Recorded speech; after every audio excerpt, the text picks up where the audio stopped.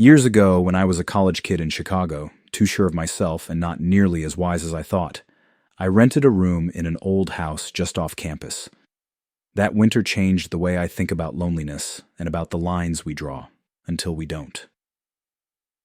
The house sat on a quiet street where the snow piled up in drifts and the wind came around the corner like it had a grudge.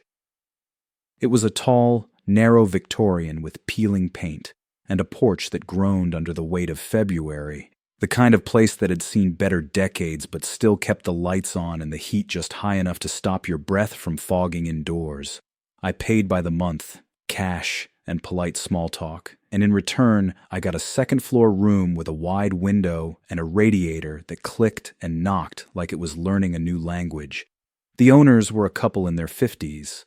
He drove long-haul trucks, gone for weeks at a time, so most days the house belonged to her and by extension to the tenants who came and went with the school calendar. She introduced herself the first night, with a dish towel over one shoulder and a practiced smile that said she'd done this before. I'll call her Mrs. K, not her name, but close enough to keep the story honest and the people protected. Her rules were simple. Rinse your dishes, keep the bathroom reasonable, don't leave the front door unlocked. She said it without fuss, the same way she mentioned where the extra blankets were stacked and which cabinet held the good mugs. There was an ease to her, a neatness in the way she moved through the kitchen, switching off a humming light, straightening a bowl, checking the oven like something might be warming even when it wasn't. From my room, I could hear the blue line at night, a distant rattle layered under the radiator's clatter. During the day, lake wind cut down the blocks and found any gap in your scarf. No matter how many layers you wore, Chicago in winter had a talent for finding skin. I learned to time my grocery runs between squalls and to dry my socks on the radiator because the dryer downstairs had a habit of stopping 2 minutes too early. We were 3 tenants that semester: me, a grad student who never quite looked up from her laptop, and a kid from Ohio who swore he'd transfer as soon as the snow let him. People drifted, schedules didn't match, and somehow the common spaces were quiet more often than not. That's when I noticed the house in a different way, the slow tick of the kitchen clock, the lemon cleaner smell that never fully left the counters, the neat row of boots by the back door with a pair of larger, heavier ones gathering dust until they didn't. Mrs. K wasn't effusive, but she was kind. She asked if I was eating enough and slid a plate of something next to my coffee without turning it into a scene. She liked her tea in the afternoon and a single glass of red at night, and she moved through conversations like someone who understood the weather of other people's moods. With me, she was careful. Not distant, careful. She kept things on the safe side of neighborly, the side with recipes and rent reminders and the occasional comment about the forecast. But there were moments when something else showed through. Not often, in the pause before she answered a text. In the way her smile dimmed a shade when the phone lit up with an unfamiliar city name, Amarillo, Cheyenne, Spokane, and she said, "He'll be back next week," like she was testing the shape of next week with her tongue. Sometimes late, I'd hear her voice in the kitchen, low and steady, the way people talk when they're trying not to argue through a cell signal. I never heard the other side, only the silence after she hung up and the way the refrigerator hum seemed louder until she turned off the light and the house folded itself back into quiet. Finals were far enough away to pretend they weren't real, but close enough to keep me awake.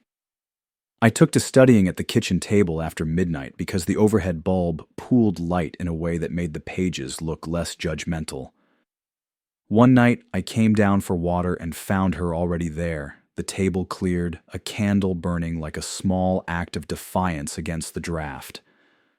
She looked up as if she'd expected someone but not me. "You're up late," she said, not accusing, just noticing.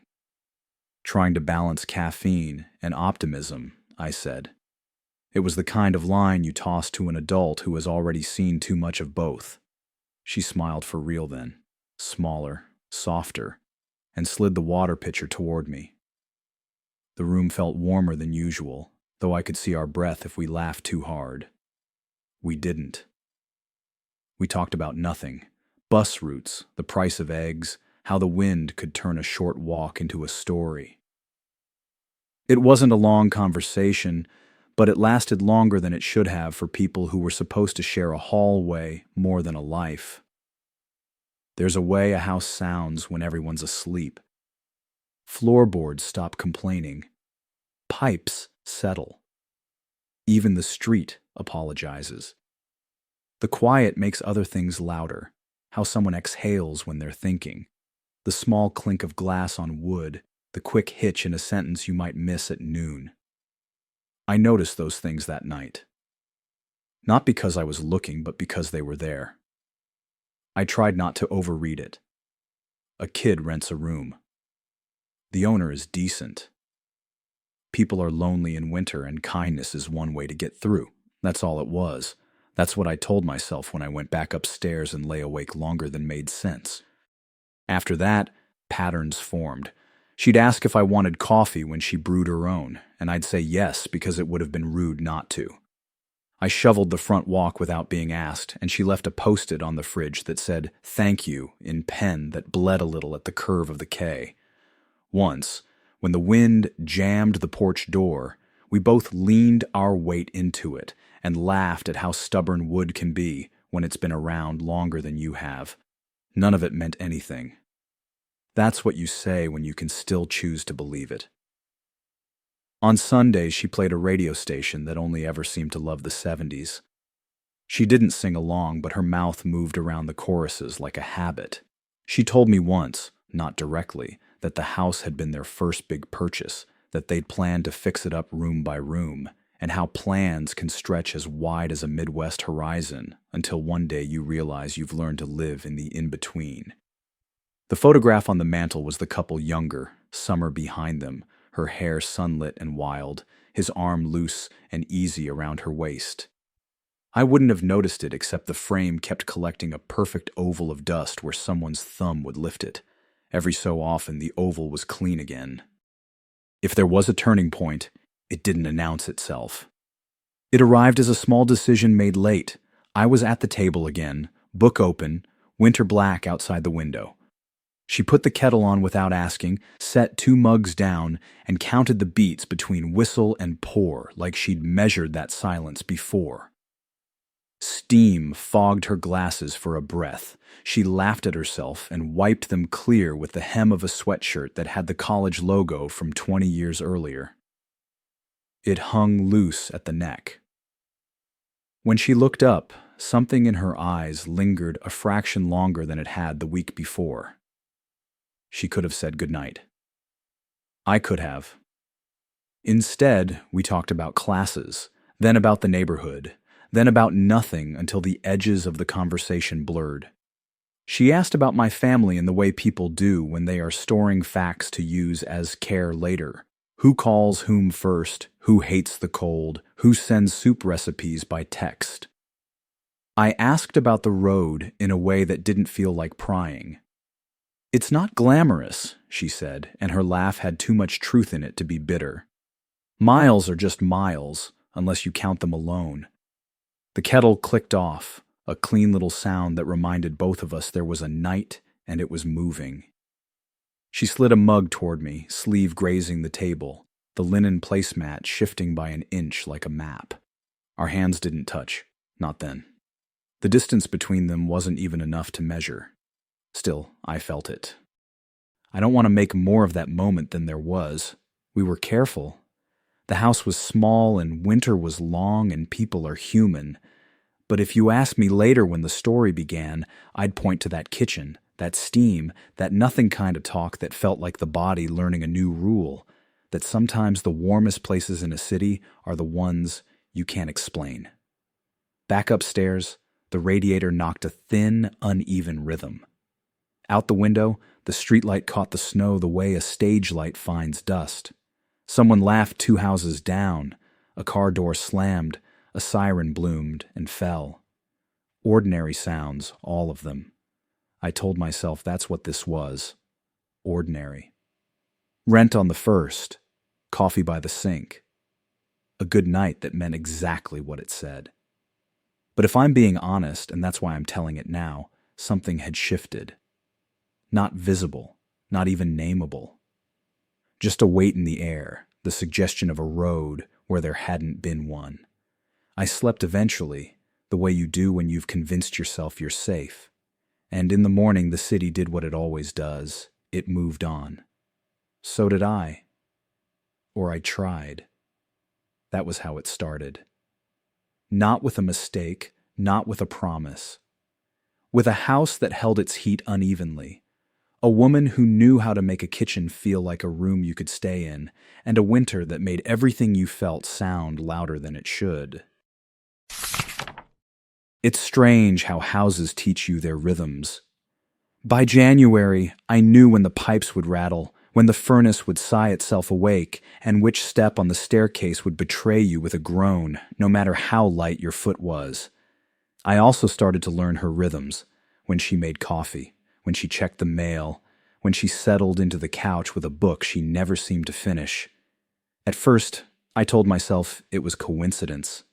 We crossed paths because people living under the same roof inevitably do, but coincidences stacked like snowdrifts. One Saturday morning, I stumbled into the kitchen half asleep, hair a mess, eyes blurry, only to find her already there in a robe tied loose at the waist, pouring orange juice into a glass. She reached into the cabinet for a mug, just as I did. My hand brushed hers, bare skin against bare skin, and I froze. "Sorry," I muttered. She didn't pull away immediately. She just let her hand linger for a heartbeat before sliding the mug toward me. "You should get more sleep," she said, like advice but softer, almost amused. The mug was warm when I held it, though she hadn't poured anything in it yet. Another time a snowstorm shut the city down. I came back from the library soaked through, boots heavy with slush. She was at the front steps, shovel in hand, hair damp with flakes melting as fast as they landed. I took the shovel without asking, and we cleared the walk together in silence. Our gloves knocked once, then again. By the time we went inside, my chest ached with more than cold. She insisted I sit by the fire while she draped a thick blanket over my shoulders. As she leaned down, her fingers brushed the back of my neck. A simple gesture, an accident maybe, but it set something buzzing under my skin that refused to quiet even after she left the room. Little things kept happening. A laugh that lingered too long. A shoulder against mine when we both reached for the salt. The radio catching a song she hummed under her breath. Small, ordinary things, but they stacked higher and higher until the air itself felt charged. I told myself not to notice. She was older, married, off limits in every possible way. And yet, every time I saw her, it was like my body noticed first and left my mind scrambling to catch up. Then came the night when all the careful pretending broke. It was late, past midnight, and I was hunched over a paper at the kitchen table. The rest of the house was asleep, the only light the tired bulb above me. She appeared in the doorway, sweater hanging loose at the neck, hair down. "You're up again," she said quietly. "Deadline," I answered, holding up the pages like proof. She smiled and stepped inside, carrying a glass of red wine. She set it down, then reached past me into the cabinet for another glass. As she leaned, her shoulder brushed mine. I turned my head, and suddenly her face was inches away. We both froze. The silence stretched, heavy, full of everything we hadn't said. And then she closed the distance. Her lips touched mine lightly at first, as if testing the idea. My breath caught. I kissed her back, hesitant, then certain. The warmth of her mouth, the faint taste of wine, the soft sound she made when I pulled her closer, it was all too much and not enough at once. She pressed against me, her hand rising to my jaw, fingers trembling just enough to betray what we both knew. This was wrong, and neither of us cared. The kiss deepened. My chair scraped back as I stood, and she followed, our mouths never breaking. Her sweater brushed my arms as my hands found her waist. The fabric was soft, her body warm beneath it, and for the first time, I let myself want what I'd been pretending not to. When she finally pulled back, we were both breathing hard. Her eyes searched mine, wide, almost startled at herself. "I shouldn't have," she whispered, but she didn't step away. I shook my head, words failing. The only truth was in the way I leaned in again, in the way she let me. Another kiss, longer, hungrier, enough to erase every argument in my head. The furnace kicked on suddenly, rattling the pipes and making us both flinch. It was like the house itself reminded us we weren't alone. She pulled back, steadier now, gathering herself. "Good night," she said softly, and left me standing there with my heart still racing. I didn't sleep that night. I couldn't. Every time I closed my eyes, I felt her lips again, heard the quiet tremor in her voice, saw the way she'd looked at me like she was memorizing my face. That was the night the line blurred, the night pretending became impossible. From then on, every step, every glance carried the weight of what we'd already crossed. And deep down, I knew it was only the beginning. The storm rolled in heavy that night, the kind of Midwestern blizzard that silences a city. Snow slammed against the old windows, and the wind rattled every seam of the house. I was at the kitchen table with my notes spread out, though I hadn't read a word in over an hour. When the lights flickered once, twice, and then died, I sat frozen in the sudden dark. The furnace cut out. The refrigerator hushed. All that remained was the howl of wind and the steady hammer of snow. A moment later, I heard footsteps. She appeared in the doorway, a candle in her hand. The flame shook with her every move, painting her face in a glow that felt almost unreal. Her sweater hung loose at the neck, the hem brushing mid-thigh over soft house pants. For a moment, I couldn't tell if it was the cold or her presence that made my chest tighten. "No power," she murmured, half to herself. I nodded, throat dry. "Come on," she said. "It's warmer in the living room." I followed her down the hall, the candle casting tall, unsteady shadows against the walls. She set it on the coffee table, and we sat side by side on the couch. Outside, the storm clawed at the glass, but inside the world narrowed to the flicker of flame and the silence between us. For a while, we said nothing. She pulled the blanket from the back of the couch and draped it over us both. Her knee brushed mine. She didn't move it. Neither did I. Our eyes met, steady, searching. And then we kissed. There was nothing tentative about it this time. Her lips pressed against mine with a hunger that had been building for weeks.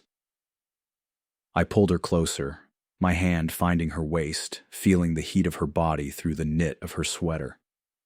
She gasped into my mouth, and that sound nearly undid me. Her hands slid up my arms, then into my hair, tugging me closer. I kissed her harder, tasting wine and the faint sweetness of her skin. The blanket slipped from our shoulders, falling to the floor unnoticed. She leaned back against the couch, pulling me with her. My hands found the hem of her sweater, and before I could second-guess myself, she lifted her arms and let me pull it over her head. The wool fell onto the cushion beside us. Candlelight spilled over the pale curve of her shoulder, her breath rising quick, uneven. I pressed my lips to her collarbone, the warmth of her skin against the chill air making her shiver. She tugged at my shirt, fumbling, then pulled it over me with a soft laugh that broke against my mouth as I kissed her again. Our clothes gathered on the floor, one piece after another, the sound of fabric falling drowned out by the storm. The candle sputtered. Her hands traced my back, my chest, everywhere at once, and I lost myself in the urgency of it, the way we clung to each other like the world outside no longer existed. I won't say more. Maybe I can't. Maybe some things are better left in the shadows of that house. What I remember is the heat, the silence, the feeling that nothing had ever been this dangerous or this inevitable. When the candle burned low, the room sank deeper into darkness. We lay tangled on the couch, the storm still raging outside. Neither of us spoke. We didn't need to. The air between us said everything. By morning, the storm had passed.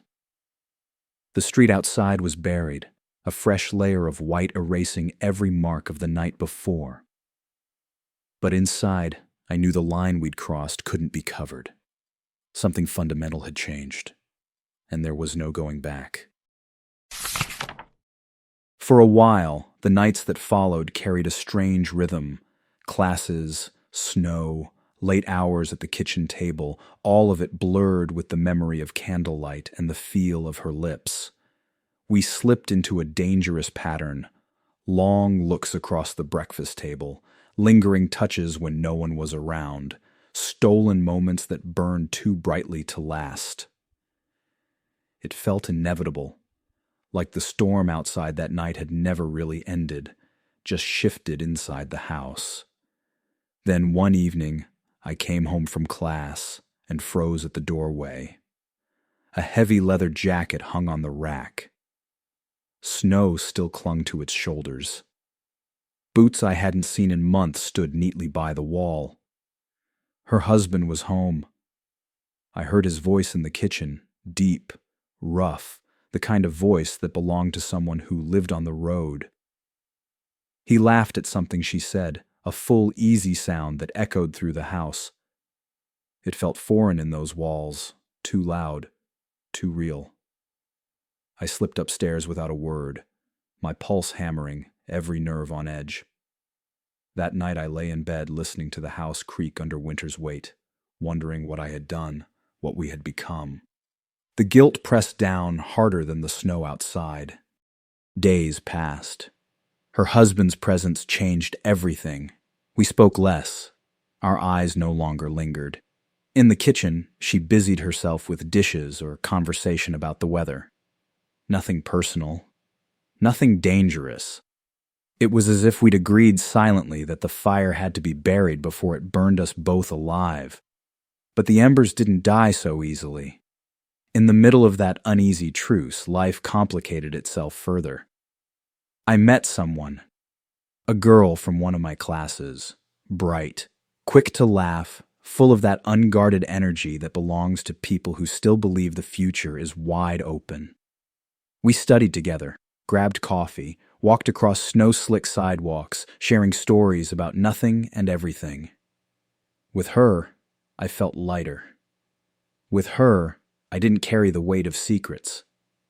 One night, I came downstairs, restless, only to find Mrs. K at the kitchen table, a glass of wine before her, just like the first time months earlier. The lamp was low, her sweater slipping off one shoulder, but her expression was different, tired, resigned. "You've met someone," she said quietly, eyes on the glass.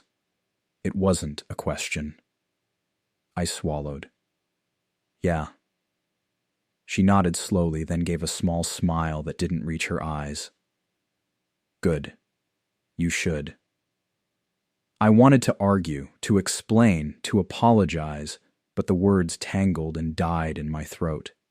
She looked at me then, really looked, and for a moment I saw the loneliness again, the same loneliness that had pulled me into her orbit in the first place. But there was no fire now, just a kind of acceptance. "You're young," she said softly. "Don't waste that on someone else's empty spaces." Her hand reached across the table, brushed mine, then withdrew. The gesture was brief, almost ceremonial. A goodbye without saying it. A week later, I packed my things. I told the other tenants I'd found a place closer to campus, and they believed me. On my last morning, I carried my bags downstairs. The leather jacket still hung on the rack, the boots still by the wall. She stood by the window, the winter light pale against her face. We didn't hug. We didn't kiss. "Take care," she said simply. You too, I managed. And then I stepped out into the cold, the snow crunching under my boots, the house shrinking behind me with every step. I didn't look back. Years have passed since that winter. I've graduated, built a life, learned my lessons the long way. Sometimes, when the Chicago wind cuts sharp down an empty street, I think of that house. I think of the candlelight, the storm, the way loneliness can pull people together even when it shouldn't. What we had was reckless, dangerous, wrong, and unforgettable.